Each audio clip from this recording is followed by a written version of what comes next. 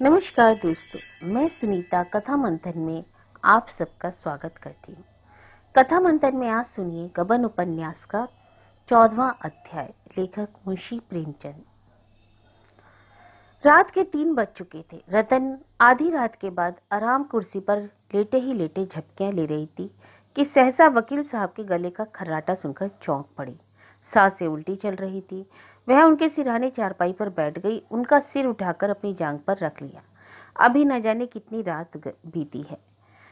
मेज पर रखी हुई छोटी घड़ी को देखा, अभी 3 बजे थे। सवेरा होने में 4 घंटे की देर थी। कविराज कहीं सुबह 9 बजे आएंगे, वह सोचकर उसकी हताश हो गई। यह अभागिनी रात क्या अपना काला मुंह लेकर विदा ना होगी।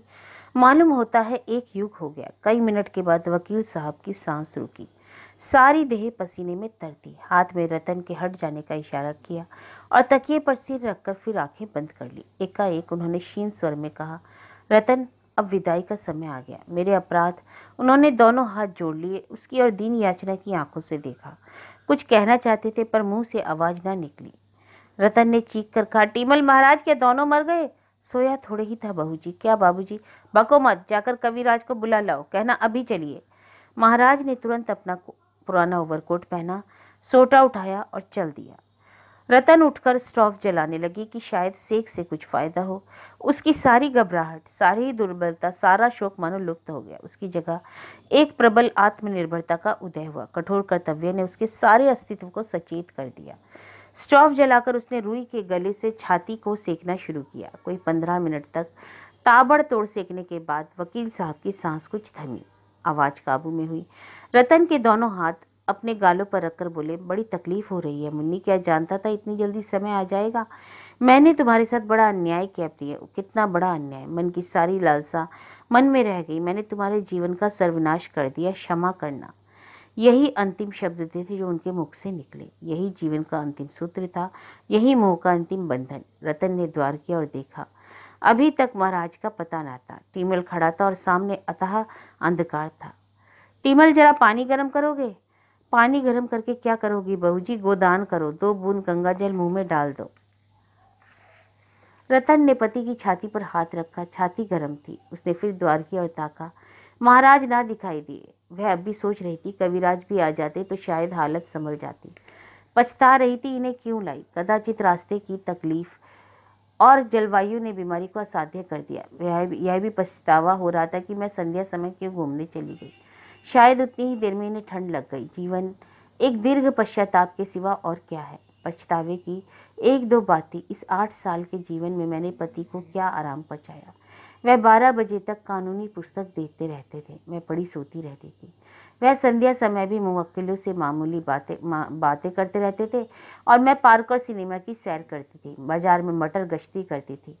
कभी भी इनके साथ समीप बैठने की मैंने चेष्टा नहीं की। प्रेम को दृष्टि से नहीं देखा। अपने घर में दीपक ना जलाकर दूसरों के उजाले घर का आनंद उठाती फिरी। मनोरंजन के सिवा मुझे और कुछ सूझता ही ना था। विलास और मनोरंजन, यही मेरे जीवन के 2 लक्ष्य थे। अपने जले हुए दिल को शांत करके संतुष्ट थी। खीर और मलाई की थाली क्यों ना मुझे मिली, इस क्षोभ में मैंने अपनी रोटियों को लात मार दी। आज रतन को उस प्रेम का पूर्ण परिचय मिला जो इस विदा होने वाली आत्मा को उससे था।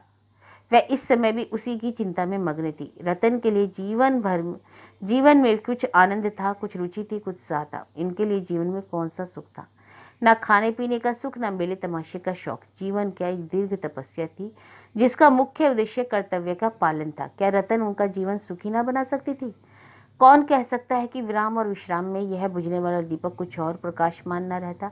लेकिन उससे कभी अपने पति के प्रति अपना कर्तव्य ही न समझा। उसकी अंतरात्मा सदैव विद्रोह करती रही कि केवल इसलिए कि इनसे मेरा संबंध क्यों हुआ। क्या इस विषय में सारा अपराध इन्हीं का था?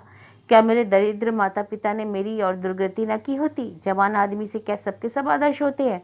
उनमें भी तो व्यभिचारी, क्रोधी, शराबी सभी तरह के होते हैं। कौन कह सकता इस समय मैं किस दशा में होती। रतन का रोआ रोआ इस समय उसका तिरस्कार कर रहा था। वह अपने पति के शीतल चरणों पर सिर झुकाकर बिलक बिलक कर रोने लगी। वकील साहब की आंखें खुली हुई थी पर मुख पर किसी भाव का चिन्ह न था। रतन की विहलता में अब उनकी बुझती हुई चेतना को भी प्रदीप्त न कर सकती थी। हर्ष और शोक के बंधन से वह मुक्त हो गए थे। कोई रोए तो गम नहीं, हंसे तो खुशी नहीं। टीमल ने आचमनी से गंगा जल लेकर मुंह में डाल दिया। आज उन्होंने बाधा ना दी।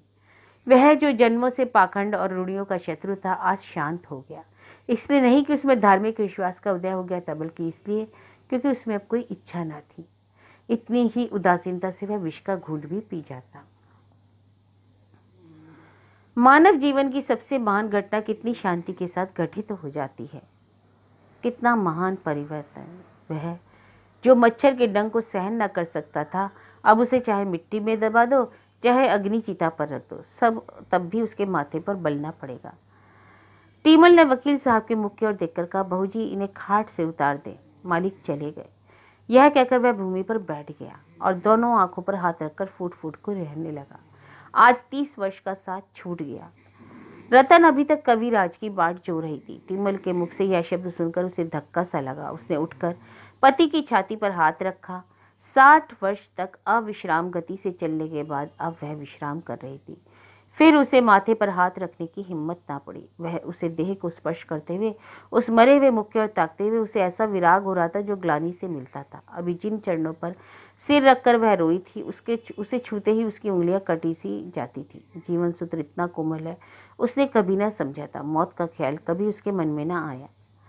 एक क्षण के बाद टीमल ने कहा, बहू जी, अब क्या देखती हो? खाट से नीचे उतार दो, जो होना था हो गया। उसने पैर पकड़ा, रतन ने सिर पकड़ा और दोनों ने शव को नीचे लिटा दिया। और वहीं जमीन पर बैठकर रतन रोने लगी। इसलिए नहीं कि संसार में अब उसके लिए कोई अवलंब ना था, बल्कि इसलिए वह उसके साथ अपने कर्तव्य को पूरा न कर सकी। उसी वक्त मोटर की आवाज आई और कविराज ने पदार्पण किया। कदाचित अब भी रतन के हृदय में कहीं आशा की कोई बुझती हुई चिंगारी पड़ी हुई थी। उसने तुरंत आंखें पहुंच डाली, सिर का आंचल संभाल लिया, उलझे हुए केश समेट लिए और खड़ी होकर द्वार की ओर देखने लगी। प्रभात ने आकाश को अपनी सुनहली किरणों से रंजित कर दिया। इस आत्मा के नवजीवन का यही प्रभात था। उसी दिन शव काशी लाया गया। यही उनकी दाह क्रिया हुई। वकील साहब के एक भतीजे मालवे में रहते थे। उन्हें तार देकर बुला लिया गया। दाह क्रिया उन्होंने की। रतन को चिता के दृश्य की कल्पना से ही रोमांच होता था। वहां पहुंचकर शायद बेहोश रह जाती। जालपा आजकल प्राय ही सारे दिन वहां रहती थी। शोकातुर रतन को ना घर बार की सुधी थी, ना खाने पीने की। नित्य कोई बात याद आ जाती तो घंटों रोती। पति के साथ उसका जो धर्म था, उसके एक अंश का भी उसने पालन किया होता तो उसे बोझ ना होता। अपनी कर्तव्यहीनता, अपनी निष्ठुरता, अपनी श्रृंगार लौलुपता की चर्चा करके वह इतना रोती कि हिचकियां बन जाते। वकील साहब के सद्गुणों की चर्चा करके वह अपनी आत्मा को शांति देती थी। जब तक जीवन के द्वार पर एक रक्षक बैठा रहता है, कुत्ते बिल्ले की चिंता नहीं रहती। लेकिन द्वार पर अब कोई रक्षक न था, इसलिए वह सजग रहती, पति का गुणगान किया करती। जीवन का निर्वाह कैसे होगा, नौकरों चाकरों में किन किन को जवाब देना होगा, घर का कौन कौन सा खर्च कम करना होगा, इन प्रश्नों के विषय में दोनों में से कोई बात ना होती। मानो यह चिंता मृत आत्मा के प्रति अभक्ति होगी। भोजन करना, साफ वस्त्र पहनना और मन को कुछ पढ़कर बहलाना भी उसे अनुचित जान पड़ता। श्राद्ध के दिन उसने अपने सारे वस्त्र और आभूषण महापात्र को दान कर दिए। इन्हें लेकर अब वह क्या करेगी? इनका व्यवहार करके वह अपने जीवन को कलंकित करेगी। इसके विरुद्ध पति की छोटी से छोटी वस्तु को भी स्मृति चिन्ह मानकर वह देखती भालती रहती। उसका स्वभाव इतना कोमल हो गया था कि कितनी बड़ी हानि हो जाए उसे क्रोध न आता। टीमल के हाथ से चाय का सेट छूटकर गिर पड़ा, पर रतन के माथे पर बल तक न आया। पहले एक दवा टूट जाने पर भी वह बहुत बुरी तरह डांट बताती थी, और आज कई गुने नुकसान होने पर भी उसने जबान तक न खोली। कठोर भाव उसके हृदय में आते मानो डरते थे।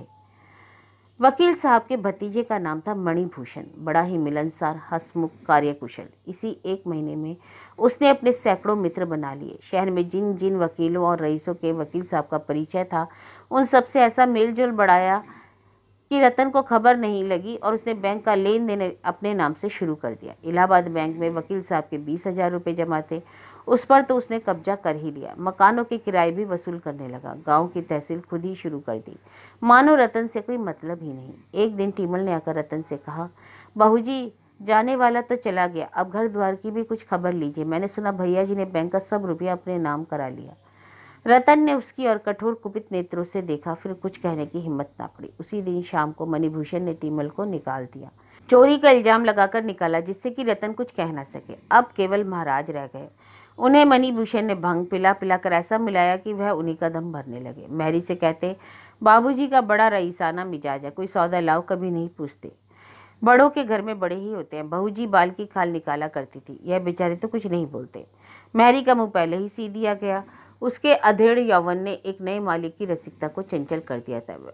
वह एक न एक बहाने से बाहर की बैठक में ही मंडराया करती। रतन को जरा भी खबर न थी किस तरह उसके लिए चक्रव्यूह रचा जा रहा है।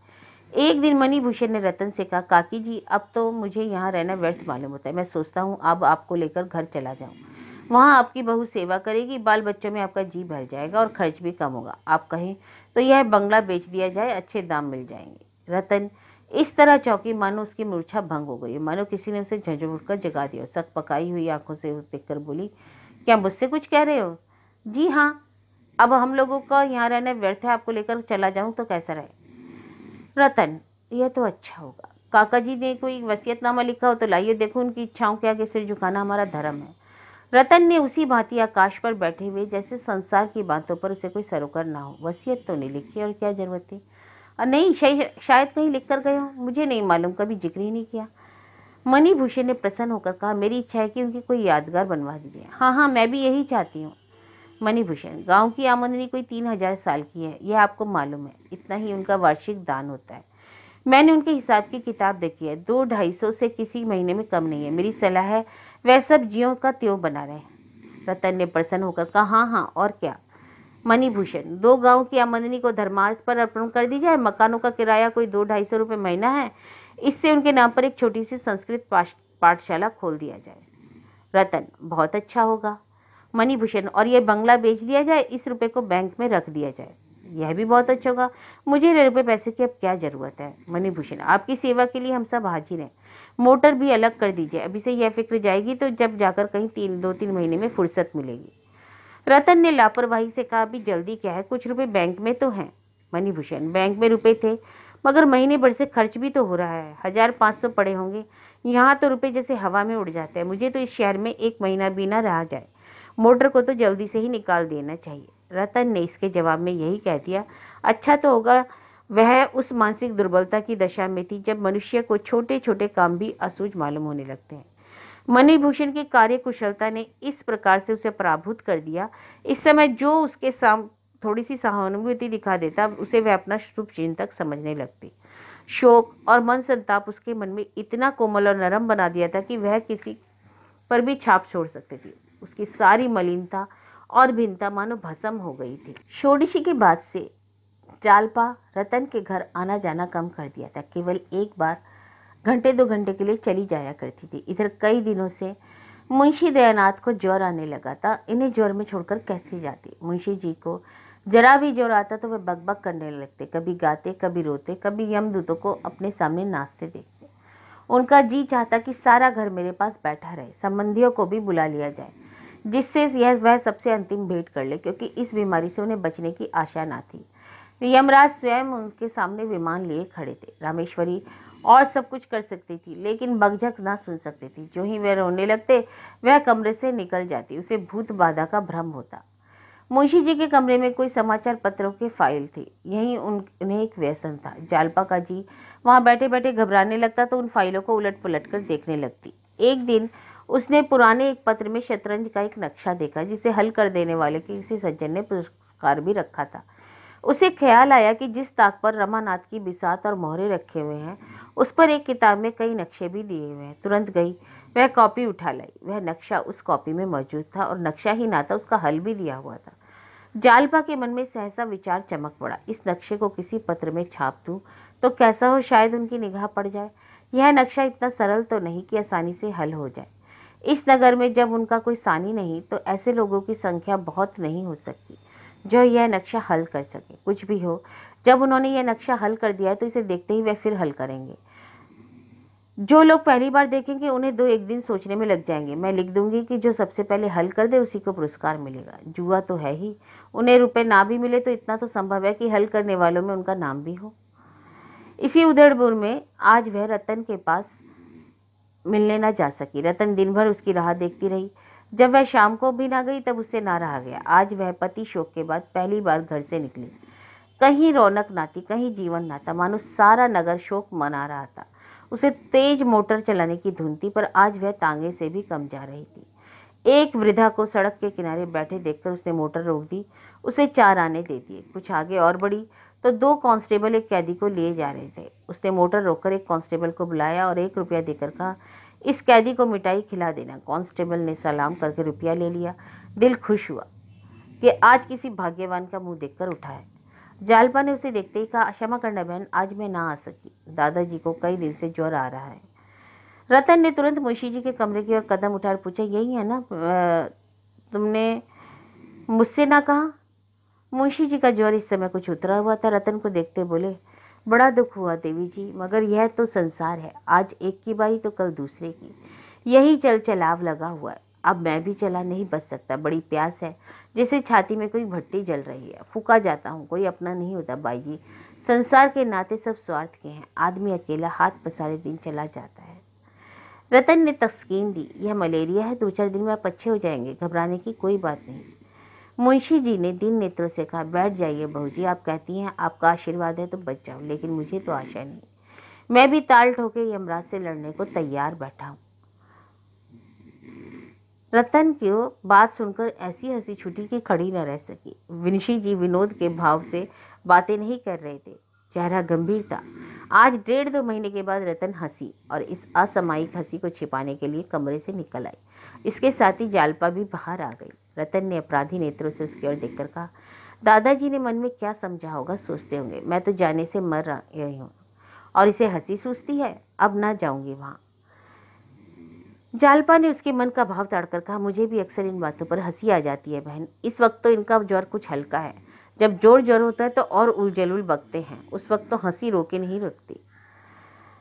रतन, मेरे साथ चलोगी? आज तो ना चल सकूंगी बहन, कल आओगी? कह नहीं सकती, दादाजी का कुछ हल्का रहा तो आऊंगी। नहीं भाई, जरूर आना, तुमसे एक सलाह करने। क्या?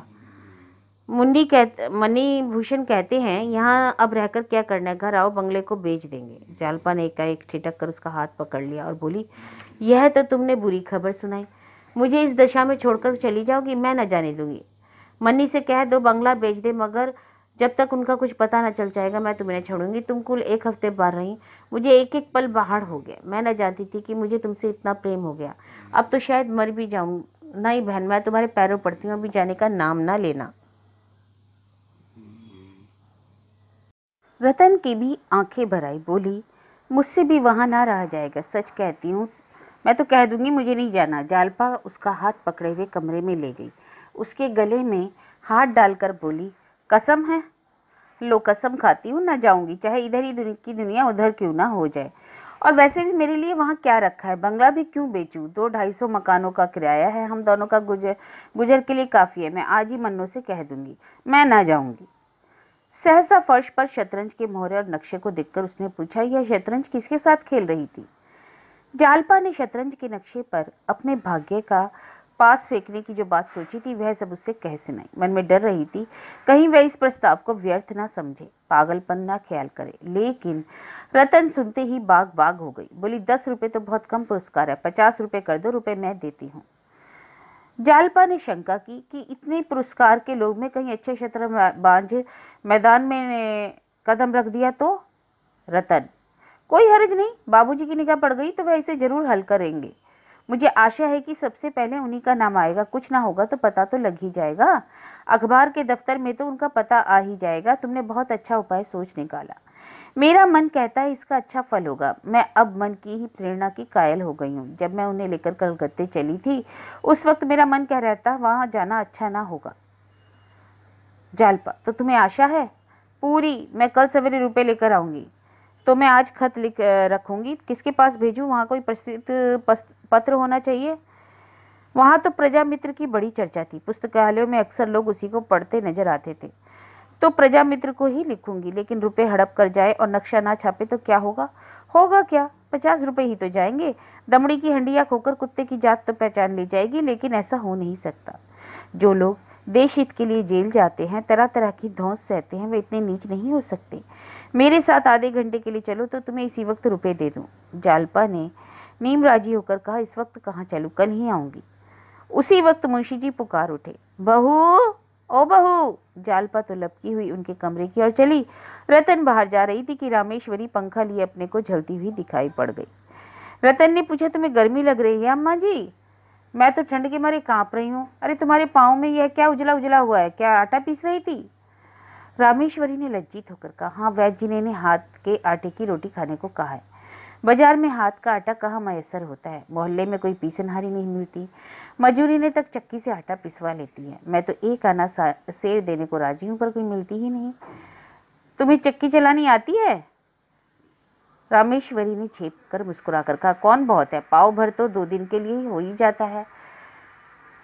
खाते नहीं। एक और बहू पीसने जा रही थी, लेकिन फिर मुझे उनके पास बैठना पड़ता है। मुझे रात भर चक्की पीसना हुआ, पर उनके पास घड़ी भर बैठने मंजूर नहीं। रतन जाकर के पास 1 मिनट खड़ी रही, फिर मुस्कुराकर माची पर बैठ गई और बोली, तुमसे जातना चलाया जाएगा माँ जी। लाओ थोड़ा सा गेहूं मुझे दे दो, देखूं तो। रामेश्वरी ने कानों पर हाथ रखकर कहा, अरे नहीं बहू, तुम कहाँ पीसोगी, चलो यहाँ से। रतन, मैंने बहुत दिनों तक पीसा है माँ जी। जब मैं अपने घर में थी तो रोज पीसती थी मेरी अम्मा। लाओ थोड़ा सा गेहूं, हाथ दुखने लगेंगे, छाले पड़ जाएंगे। कुछ नहीं होगा माँ जी, आप गेहूं ले आइए। रामेश्वरी ने उसका हाथ पकड़कर उठाने की कोशिश करके कहा, गेहूं घर में नहीं है, अब इस वक्त बाजार से कौन लाए। चलिए मैं आपके भंडारे में देखूं, गेहूं होगा कैसे नहीं। रसोई के बगल वाली कोठरी में सब खाने पीने का सामान रहता था। रतन अंदर चली गई और हड़िया में टटोल टटोल कर देखने लगी। एक हाड़ी में गेहूं निकाल लाई। बड़ी खुशी हुई। बोली, देखा माँ जी, निकले कि नहीं? बहुत बहाना कर रही थी ना। उसने एक टोकरी में थोड़ा सा गेहूं निकाल लिया और खुश होकर चक्की पीसने लगी। रामेश्वरी ने जाकर जालपा से कहा, बहू वह जांत पर बैठी गेहूं पीस रही है, उठाती हूँ तो उठती नहीं है, कोई देख ले तो क्या कहे। जालपा ने मुंशी जी के कमरे से निकलकर सांस की घबराहट का आनंद उठाने के लिए कहा, यह तुमने क्या गजब किया अम्मा जी, सचमुच कोई देख ले तो नाक कट जाएगी, चलो जरा देखो तो। रामेश्वरी ने विवशता से कहा, क्या करूं, मैं तो समझाकर हार गई, मानती ही नहीं। जालपा ने जाकर देखा तो रतन गेहूं पीसने में मग्न थी। जालपा ने हंसकर कहा, अच्छा जरा आटा महीन से पीसना, नहीं तो पैसे ना मिलेंगे। रतन को सुनाई नहीं दिया। जालपा ने फिर जोर से कहा, आटा खूब महीन पीसना, नहीं तो पैसे नहीं दूंगे। रतन ने भी हंसकर कहा, जितना महीन कहिए उतना महीन पीस दूं बहू जी, पिसाई अच्छी मिलनी चाहिए। धेले सेर? अरे धेले सेर ही सही, रतन ने कहा। मुंह धो आओ, धेले सेर मिलेंगे। यह सब पीस कर उठूंगी, आ जाओ मैं भी खिंचा दूं। जी चाहता है कोई जात का गीत गाऊं। और दोनों गीत गाने लगी। दोनों के स्वर बहुत मधुर थे। जब दोनों एक कड़ी गाकर चुप हो जाती तो जात का स्वर मनोकंठ ध्वनि से रंजित होकर और भी मनोहर होने लगता। ऐसा लग रहा था जैसे 2 चिड़ियां प्रभात की अपूर्व शोभा से मग्न होकर चहक रही हों।